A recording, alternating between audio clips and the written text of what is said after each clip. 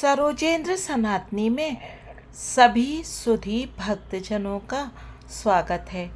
आज सुनते हैं आषाढ़ के कृष्ण पक्ष की योगिनी एकादशी की व्रत कथा एवं इस व्रत का महात्म्य।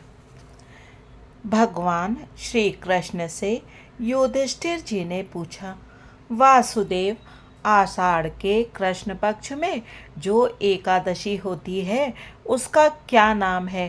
कृपया उसका वर्णन कीजिए। भगवान श्री कृष्ण बोले, नृपश्रेष्ठ, आषाढ़ के कृष्ण पक्ष की एकादशी का नाम योगिनी है। यह बड़े बड़े पातकों का नाश करने वाली है। संसार सागर में डूबे हुए प्राणियों के लिए यह सनातन नौका के समान है। तीनों लोकों में यह सारभूत व्रत है। अब कथा सुनिए। अलकापुरी में राजाधिराज कुबेर रहते हैं। वे सदा भगवान शिव की भक्ति में तत्पर रहने वाले हैं। उनके हेम माली नाम वाला एक यक्ष सेवक था जो पूजा के लिए फूल लाया करता था। हेम माली की पत्नी बड़ी सुंदरी थी। उसका नाम विशालाक्षी था। वह यक्ष काम पाश में आबद्ध होकर सदा अपनी पत्नी में आसक्त रहता था।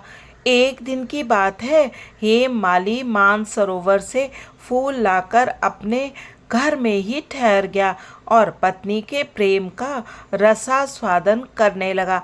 अतः कुबेर के भवन में न जा सका। इधर कुबेर मंदिर में बैठकर शिव जी का पूजन कर रहे थे। उन्होंने दोपहर तक फूल आने की प्रतीक्षा की। जब पूजा का समय व्यतीत हो गया तो यक्षराज कुबेर जी ने कुपित होकर सेवकों से पूछा, यक्षों, दुरात्मा हेम माली क्यों नहीं आ रहा है? इस बात का पता तो लगाओ। यक्षों ने कहा, राजन, वह तो पत्नी की कामना में आसक्त हो अपनी इच्छा के अनुसार घर में ही रमण कर रहा है। उनकी बात सुनकर कुबेर जी क्रोध में भर गए और तुरंत ही हेम माली को बुलवाया। देर हुई जानकर हेम माली के नेत्र भय से व्याकुल हो रहे थे। वह आकर कुबेर जी के सामने खड़ा हुआ। उसे देखकर उनकी आंखें क्रोध से लाल हो गईं। वे बोले, ओ पापी, ओ दुष्ट, ओ दुराचारी, तूने भगवान की अवहेलना की है। अतः कोढ़ से युक्त और अपनी उस प्रियतमा से वियुक्त होकर इस स्थान से भ्रष्ट होकर अन्यत्र चला जा।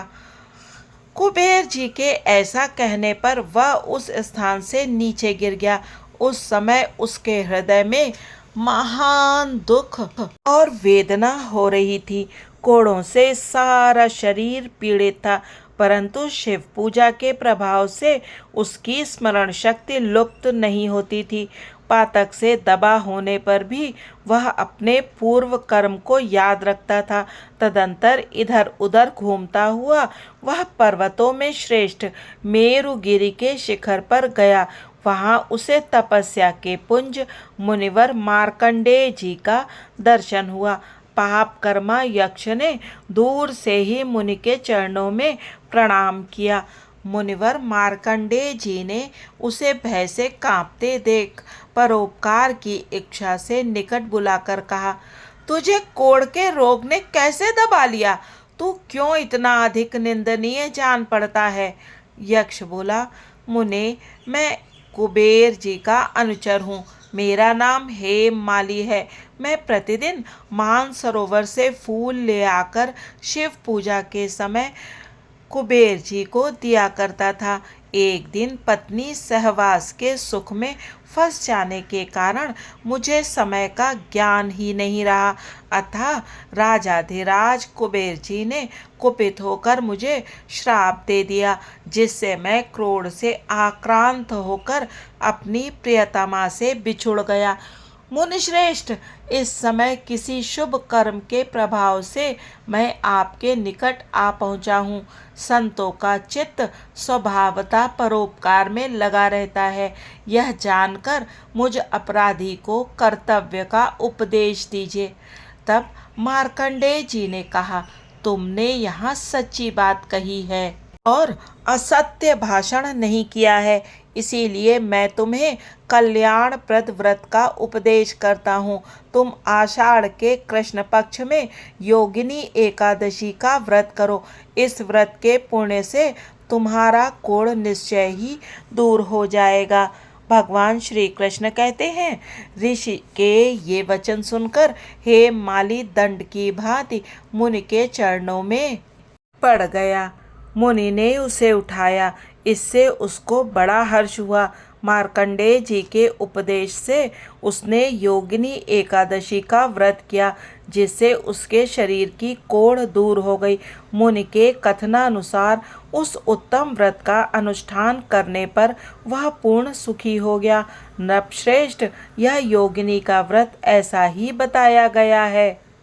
जो 88,000 ब्राह्मणों को भोजन कराता है, उसके समान ही फल उस मनुष्य को भी मिलता है जो योगिनी एकादशी का व्रत करता है। योगिनी महान पापों को शांत करने वाली और महान पुण्य फल देने वाली है। इसकी कथा को पढ़ने और सुनने से मनुष्य सब पापों से मुक्त हो जाता है। श्री हरि वासुदेव श्री कृष्ण भगवान की जय हो।